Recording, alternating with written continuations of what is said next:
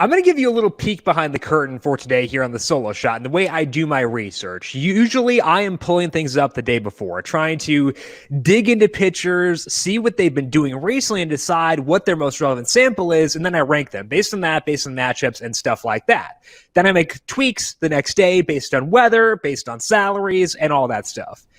I made my research yesterday under the assumption that Joe Musgrove would be 10,000 to 10.5 or so, pulled up the salaries this morning, saw Joe Musgrove was $8,000 and was totally shocked. So my analysis for today is largely based on the assumption that Joe Musgrove is a 10.5. Instead, we're getting him at $8,000. And to me, I'm going to take it. We're going to talk about that, why that is so interesting to me for today, and get you set for Friday's slate. Welcome on into the Solo Shot. That's right here on the FanDuel Podcast Network and numberFire.com. My name is Jim Sonis. I am a senior writer and analyst for numberFire.com, here to break down Friday's 13-game main slate with lock set for 7:05 for this evening. And despite there being 13 games, there are no weather notes for tonight. We are good to go and play things straight up. Temperature is pretty even across the country for today. So feeling good about the way things break down for today. We can talk more about that on the 4 p.m. stream today.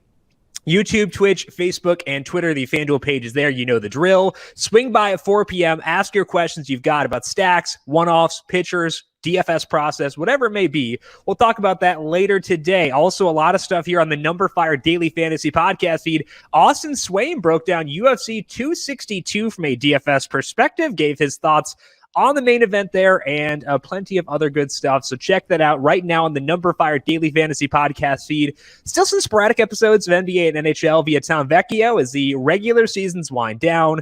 Not sure what the schedule will be there. Depends on what the slates look like, but still more to come from Tom. Also a NASCAR podcast later today, recording live on YouTube at 10:30 a.m. Eastern, up on the numberFire Daily Fantasy Podcast feed immediately after that. So make sure you are subscribed to the numberFire Daily Fantasy Podcast feed, no matter where you get your podcasts. And if you like what you hear, leave us a rating and review as well. The Preakness is just around the corner. It's tomorrow, and FanDuel Racing is helping you get in on the action. FanDuel will match your first deposit dollar for dollar up to $50 when you open a new racing account. That is free money you can use to turn any race day into payday.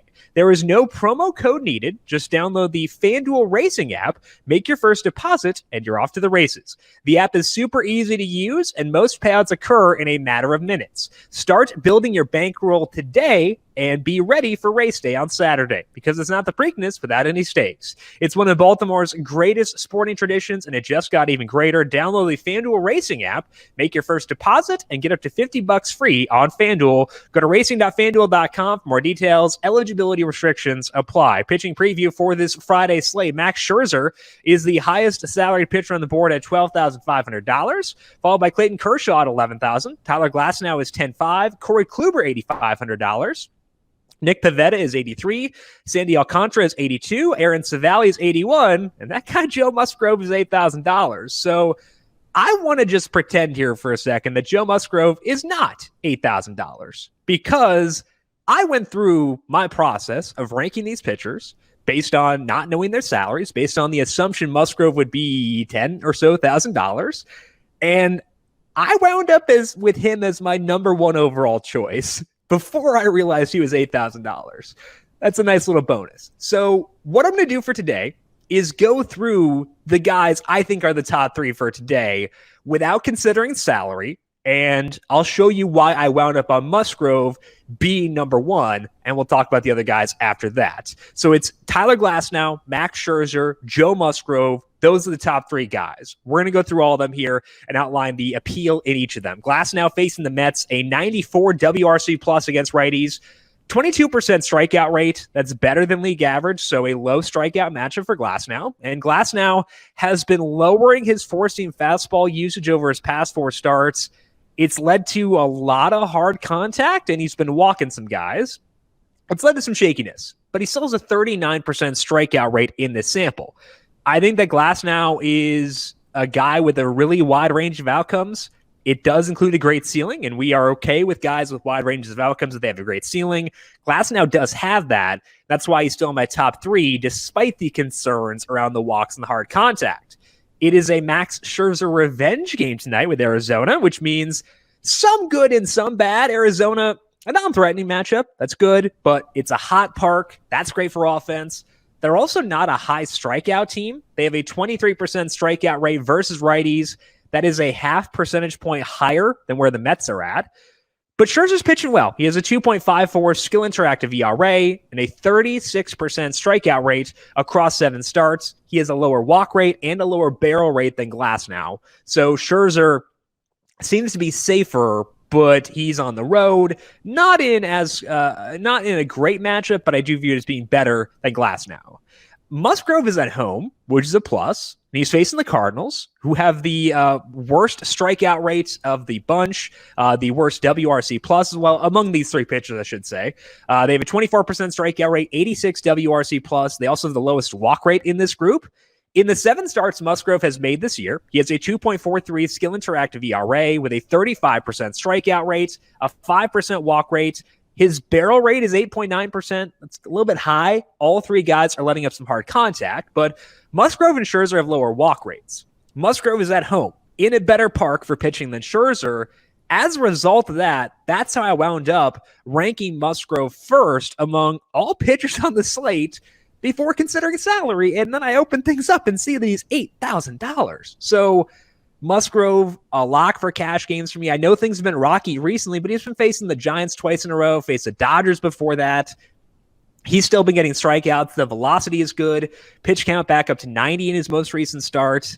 I feel pretty secure with Musgrove, even though he has had some shakiness in his profile recently. I think he's great. So Musgrove number 1 for me. I do still want to get to Scherzer in second at $12,500. I feel better about his matchup than I do about Glasnow's, and I like his low walk rate. Glasnow's third. I would still like to get exposure to him because, a 39% strikeout rate, I'm not going to ignore that. So I think that all things considered, Musgrove in a tier of his own. When you give me the salary discount on him, I can go nuts elsewhere, but I do think that I do want to get to Scherzer and Glasnow still, but Musgrove just an opportunity we do not get often with a guy this low salaried with his ceiling. I think we should take advantage. So usually I'd go through a third value play here or another value play here. I am going to still do that, but I think it's worth mentioning your top value play tonight is Joe Musgrove. He's the top value play by a mile at $8,000. But let's go through another one here just in case you're worried about the recent starts from Musgrove. And to me, the next guy up would be David Peterson, and he is just $6,600. Another guy with a low salary, and I think he's worth that. He is likely down there with a low salary due to pitch counts, and that's justified. He's topped 90 pitches just once so far this year. He went 55 last time out. Just a really rough game for Peterson there. Overall, he has been solid, and he should be able to score points even on a reduced pitch count tonight because he's facing the Rays, who are just like a crazy high strikeout team against lefties. A 32% strikeout rate for them versus lefties this year. And that means that whenever we have a left-handed pitcher facing them, we have to give them a decent bump up from a strikeout rate perspective. And Peterson is a high strikeout rate guy himself. He started to lean more on his sinker in his second start. He got rocked in his first start, so it makes sense he'd make some changes there. Went more to the sinker. And sometimes when guys lean more on the sinker, bad things happen. But it's actually worked out pretty well for Peterson. He has a 30% strikeout rate over his past 5 starts. That includes a game with 10 strikeouts. He had another with 8. Both those games came against the Phillies, who are a lower strikeout team than the Rays are. Part of the reason Peterson doesn't go as deep in games is, outside of his effectiveness at times, is that he's in the National League, gets pinch hit for, but he's in the American League tonight. Means he does have to face a DH. He's not facing a pitcher, but from a length perspective, that could help him. I would not be shocked if we see Peterson set a season high in pitch count for tonight. He's not going to be as worthy of a selection as Musgrove, Scherzer, or Glasnow, despite the lower salary, but I do like him a bit tonight. I will have sprinkles of him in tournaments, but I want to make sure most of my exposure is concentrated on Musgrove, followed by Scherzer and Glasnow after that. But overall, for pitching tonight, we do not get opportunities to load up on a guy with Musgrove's upside for his salary very often, I want to take advantage of that and be aggressively overweight on Musgrove. I just think that that salary is way too low. Let's talk about stacks here. And one of the downsides we mentioned with Scherzer, and the reason why I couldn't put him above Musgrove, is that he's not in a great park for pitching, very high temperatures. That's great for offense. We can leverage that by stacking his teammates. I think the Nationals grade out really well here. They're facing Riley Smith. He's been back and forth between the bullpen and the rotation. And usually when a pitcher spends time in the bullpen, you see their strikeout numbers go up because they get more velocity, they have shorter bursts. That leads to more strikeouts. That's not the case with Smith. He has an 11% strikeout rate across 7 appearances. He has good batted ball data, and it was good in the bullpen last year too, but it's not a big ground ball rate. And I think that gives us leeway to stack against him. There might be some weak contact, but given the raw number of balls in play that he allows, it's led to good results against him this year, and I would expect that to continue going forward. So I think the Nationals belong near the top of our list. And the good thing is, with Joe Musgrove being crazy low salaried, Juan Soto and Trey Turner, very easy to get to. So I can use the best guys on this team, and I would very much like to. So Soto and Turner, great options there. Lower salary guys work too if you're going with Scherzer as your pitcher. Kyle Schwarber, Oppo Taco yesterday. He's been just really good if you lop off the first 10 days after he came off the COVID injured list, not from a results perspective, but lower strikeout rate, a lot of barrels. Schwarber looking good, like him a lot at $3,000. Josh Bell starting to heat up too. He is $2,900. I'm not opposed to Yan Gomes at $2,500. He's sneakily making pretty good contact. So between Gomes, Bell, and Schwarber, they're a team you can stack with Scherzer or Glass now. But if you're going with Musgrove, you can get in Turner and Soto. I'd very much like to do so for today. Now, if we want to get to the stud pitchers, specifically Scherzer and Glass now, we do need to find some value. And I think this is kind of like a Scherzer-centric stack. But I've been stacking the Brewers a decent amount against lefties recently, and I'm not opposed to doing it again here against Drew Smyly tonight. Smyly, just not the pitcher he was last year. I loved the Smyly last year. It was awesome. His velocity's down, though. He's throwing more four-seam fastballs and fewer cutters, and I'm not sure if that's something that the Atlanta staff is consciously doing, making him deviate from what he did last year. I mean, the velocity stuff's probably outside of their control, but you think they try to get him back to the pitch mix that worked so well for him last year. They haven't, and he's getting rocked. In 5 starts, Smyly has a 4.96 skill interactive ERA. The barrel rate against him is 12.7%, and he's not getting enough strikeouts to get out of that mess with his batted ball data. The Brewers still strike out a bunch against lefties, but they're making hard contact, they're drawing walks, and I think that bodes well for them as the sample expands. And it also helps us that they do give us plenty of value here. So if you want to get Scherzer at $12,500, plug in Tyrone Taylor at $2,300. They're letting him play full games when he starts, which is key because, he's kind of in a platoon situation, mostly starting just against lefties, but he does play the full game. If we look at him overall this year, Taylor has an 11.9% barrel rate. It was 13.3% last year. Doesn't strike out too much. I think he's great. I wish I'd use him against righties too, because I think he's pretty fun. But against lefties, sure, I'll take the savings. I'm also going to keep on using Luis Urias. He is minimum salary, $2,000. Got some speed. He's honestly striking the ball decently well, especially for a minimum salary guy. So Urias, I think he's great. So I'm going to keep on using Taylor and Urias, and they make it a lot easier to get to Scherzer, but also not be totally value conscious with your second stack. So I'm not super into stacking the Brewers against righties, but against lefties who allow a lot of hard contact, I can get there. So very much on board with stacking the Brewers for today. For our third stack, we're going to talk about the Cubs. I have been stacking against Tariq Skubal all year long, and it's worked so far. I'm going to try it again here with the Cubs. And to Skubal's credit, he is making changes. He's been throwing more splitters recently. He's been sacrificing his slider to get there. Fewer sliders can sometimes mean less hard contact against them. So I wanted to dig in and see if that's been the case with Skubal, because hard contact has been a big issue for him. it is still a big issue for him. We are up to a 4-start sample with Skubal throwing more splitters, and he's still letting up a 21% barrel rate. If you're not familiar with barrel rate and want some context on that, there is not a single qualified batter in the league right now who has a barrel percentage higher than 21% this year. So basically, hitters against Skubal have been making contact akin to Shohei Ohtani and Mike Trout, and that's for everyone.